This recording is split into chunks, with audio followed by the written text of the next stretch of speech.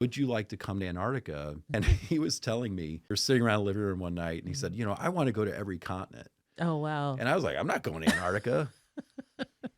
Because also, like, even though I hung around with people who exhibited often dangerous behavior, I didn't do things that didn't have purpose. Didn't have purpose. So I just didn't see a purpose of going to Antarctica. And so as I was moving forward in grad school, the group of fish I was working on was in this big kind of taxonomic mess. Nobody really knew what any of these, how these fishes were related. And one of the groups in this mess is a group of fish you find pretty much only in the marine waters around Antarctica in the Southern Ocean. And they're cool fish. They have antifreeze proteins, so really? they can be in sub-zero, like when we would literally freeze solid. Yeah. And even though they have the same physiology we do, they don't, because they have proteins that keep them from freezing.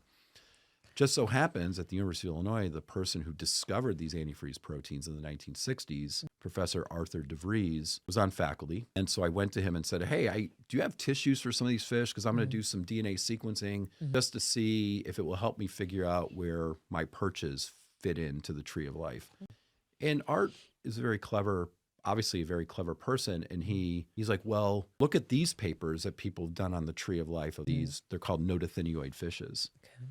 And I had known about those papers, but I'd never read them. And so I looked at them and I came back and I said, I think they're lousy.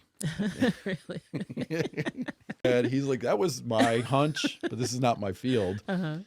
And then he started inviting me to lunch like once a month. Oh, wow. And then he popped the question. He said, look, would you like to come to Antarctica next season to help me close out the field season? Oh, my goodness. And I went to my PhD advisor and he's like, you got to go. Yeah. You got to go. This is it.